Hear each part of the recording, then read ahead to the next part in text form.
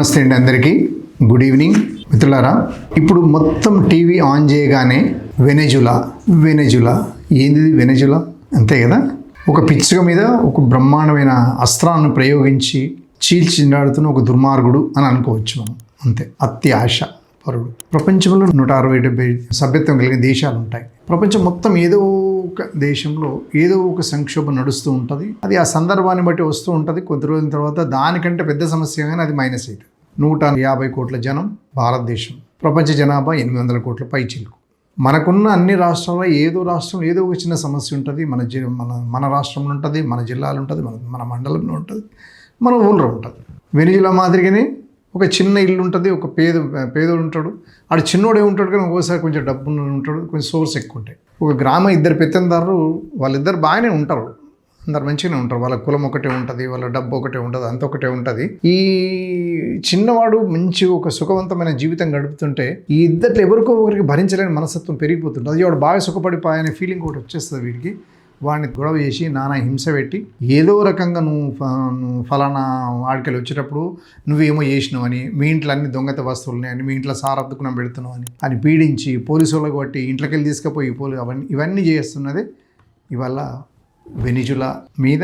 మారక ద్రవ్యాలు ఉన్నాయంటే మారక ద్రవ్యాలు ఉంటే ఉన్నాయేమో. ఆయన దేశం, ఆయన ప్రజలు, ఆయన ఇష్టం. ఇప్పుడు మీ ఊరే తీసుకోండి, ఒక్కసారి మీ ఊరికి వెళ్ళిపోండి. మీ ఊళ్ళో పేద ఒక దళిత్ సెక్షన్ కానీ, ఒక మైనారిటీ సెక్షన్ కానీ, ఒక బీసీ కానీ తనకు తాను తన పిల్లల్ని మంచి చదివించుకొని తన సోర్స్ ప్రకారం వంట చేసుకొని తింటూ బతుకుతున్నాడు అనుకోండి. మీ ఊరు పెద్దోడు భరించలేడు. ప్రపంచమంతా గంతే, ఏం లేదు ఆడ. కానీ అది కూడా ఒక రోజు వస్తుంది. అది కూడా తను పతనమయ్యే రోజు కూడా ఒకటి వస్తుంది. కానీ కొంతకాలం ఈ సఫర్ అనేది ఉంటుంది. వెనిజులా అనేది ఎంత దేశం అండి, చిన్న దేశం. 2,47,00,000 ఎకరాల భూమి ఉన్నది దానికి. కేవలం 2,47,10,538 ఎకరాల భూమి ఉన్నది. 8,80,000 చదరపు కిలోమీటర్. పాపులేషన్ కూడా వాళ్ళ లెక్క ప్రకారం భూమి ఎంత ఉంది గదికి అంతే ఉన్నది. 2,85,00,000 పాపులేషన్. ఒక స్క్వేర్ కిలోమీటర్లో ఒక 35 నుంచి 40 మంది పాపులేషన్ ఉండగలిగేంత దేశం ఇది. చిన్న దేశం. వాళ్ళకున్న ఏకైక అంటే వాళ్ళ దగ్గర మంచి ఏమంటారు పంటలు బాగా చెరుకు పండుతుందట. మొక్కజొన్న విపరీతంగా పండుతుంది. లాస్ట్ మినిట్ చెప్తా మీకు నేను. అది మొక్కజొన్న ఇవాళ మన మీద ఎందుకు టారిఫ్లు ఎందుకు వేస్తున్నాడు అనేది ఒక మాటలు చెప్పి మళ్ళీ ఇంకా వేరే ఏదైనా చెప్తా. కానీ పాపులేషన్ ఎంత ఉన్నది. తర్వాత మంచి మొక్కజొన్న పండుతుంది, వడ్లు పండుతాయి. ఇవన్నీ మంచి ఆహారం. వాళ్ళు తినే ఆహారం కూడా ఆల్మోస్ట్ మన ఇండియన్ టైపే ఉంటుంది. కాకపోతే మనం వాళ్ళ హెల్త్కి తగ్గట్టుగా మంచి పౌష్టిక ఆహారం, మంచి వాతావరణం ఉంటుంది. కాబట్టి ఎవరు కూడా పేదరికం లేదు అక్కడ. మహిళలు అందగత్తెలు కాదు అక్కడ. ఒక మంచి హెల్తీ అట్మాస్ఫియర్లో బతుకుతున్నటువంటి ఒక మంచి శరీర సౌష్ఠవం కలిగినటువంటి పిల్లలు ఉంటారు అక్కడ. శారీరక దృఢత్వం అనుకోండి, లేకపోతే కొంత ఏజ్ వరకు కూడా వాళ్ళకు అంత ఈజీగా ముసలితనం అన్నటువంటి ఆ వెనిజులా దాని మీద పడ్డాడిన.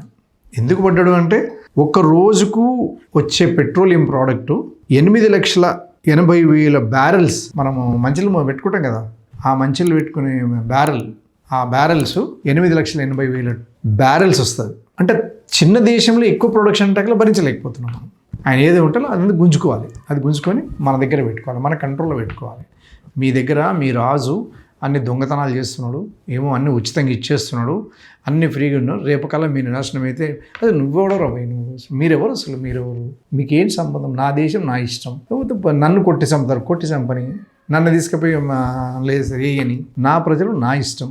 వాస్తవమే, నేను అన్ని ఉచితాలే ఇస్తున్నా. అది నా దేశ ప్రజలకు నేను ఇచ్చుకుంటున్నా. నాకు సోర్స్ ఉంది కాబట్టి నేను ఇచ్చుకుంటున్నా. మీరు ఎవరు అడగటానికి? అంతేకాదు, వాళ్ళు హయ్యెస్ట్ కాంట్రిబ్యూషన్ ఎవరికి ఇస్తారు అంటే 15 to 35% యూఎస్ఏని తీసుకుంటుంది ఆయన తయారైందంతా. తర్వాత క్యూబా తీసుకుంటుంది, ఇండియా తీసుకుంటుంది, తర్వాత చిన్న యూరోపియన్ కంట్రీస్ కూడా తీసుకుంటారు. ఆయిల్ అంతా వాళ్ళకులే వాడతలేదు. అంటే ఇంతమందికి ఏం చేసుకుంటాడు? ఆయన తాగుతాడా? ప్రొడక్షన్ అయింది, తీయాలి, అమ్ముకోవాలి. అదే కాదు, వాళ్ళు చిన్న దేశాలకు అక్కడ ఉండే వాటికి కూడా ఎంతో చిన్న అవసరాలు తీరుస్తూ ఉంటారట. వాళ్ళకున్న కల్చర్ అట. ఒక దేశం తక్కువ పడ్డది, ఏదో తక్కువ పడుతుందో పంపించేయటం. తర్వాత క్వాలిటీ ఆయిల్ ఉంటుంది అనేది కూడా వాళ్ళకు అది ఉందన్నమాట. అయితే ఇప్పుడు ఇది కొత్తగా ఆక్రమించుకుంటుంది ఏం లేదు అమెరికా. 1954లో గ్వాటమాలాను ఆక్రమించింది, 73లో చిలీని ఆక్రమించింది, పనామాను ఆక్రమించింది 1989లో, ఆఫ్ఘనిస్తాన్ ఆక్రమించింది 2001లో, తర్వాత ఇరాక్ను ఆక్రమించింది 2003లో.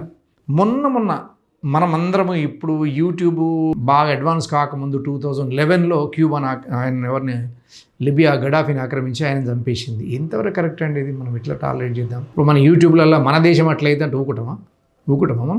నరేంద్ర మోడీ కాదు, మన ప్రధాని అయినా ఊకుటాడా? మన స్ట్రాటజీ మనకు ఉంటుంది.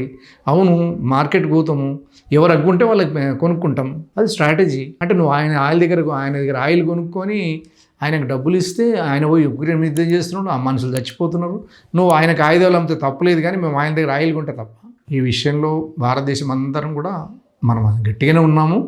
ఎవరు అంత ఈజీ కాదు అనుకున్నంత అటువంటి మాటలు కూడా మనం మాట్లాడొద్దు. ప్రపంచ యుద్ధం వస్తుంది, మనం ఏం చేస్తాం? దానికి అందరమే పడ్డాడు, మనం ఒకటి వేస్తేనే ఉంటూ పోతాం. ఏం చేస్తాం? దానికి పెద్ద ఏదో లాజికల్గా మాట్లాడడానికి మనమంతా ఇదేదని కాదు. అందరం కలిసి ఉన్నాం కాబట్టి బయట శక్తులు ఏమన్నా మాట్లాడితే మనము కరెక్ట్గానే మాట్లాడాలి. ఎట్ ది సేమ్ మనం కూడా కరెక్ట్గానే ఉండాలి. చెప్పదలుచుకుంది ఓపెన్గా చెప్పేసేయాలి ఏం జరుగుతుంది. కాబట్టి ఈ వెనెజులా మీద దాడి ప్రతి భారతీయ పౌరుడు ఖండించాల్సిందే. ఆ ఇంటర్నేషనల్ రిలేషన్స్ ఎట్లా ఉన్నాయనేది మనకు అర్థం కాదు. ఒక మనిషి ఒక బలహీనుడి మీద ఒక బలవంతుడు ప్రయోగం చేయడం, అది ఊళ్ళో జరిగిన ఆ దుర్మార్గుని ఖండించాలి. భారతదేశంలో ఇంకెవరి ఒక మండలం, ఒక జిల్లా, ఏది చేసినా కూడా అది మనం ఖండించాల్సిందే. ఆ అన్యాయమైన ప్రక్రియను మనం అందరం ప్రశ్నించాలి. అందరం ఏకతాటి మీద మనం ప్రశ్నించాల్సిన అవసరం ఉందని చెప్తూ, ఈ వెనెజులా అనే దేశాన్ని ఇతరులు కబలించడానికి మనము అందరం చూడాలి, మాట్లాడుతుండాలి. ఇది సరైనది కాదు అని కూడా చెప్పే ప్రయత్నం చేద్దామని చెప్తూ, ఈ తప్పకుండా వీడియో చూస్తారని, షేర్ చేస్తారని, లైక్ చేస్తారని కోరుకుంటూ ధన్యవాదాలు. Thank you very much.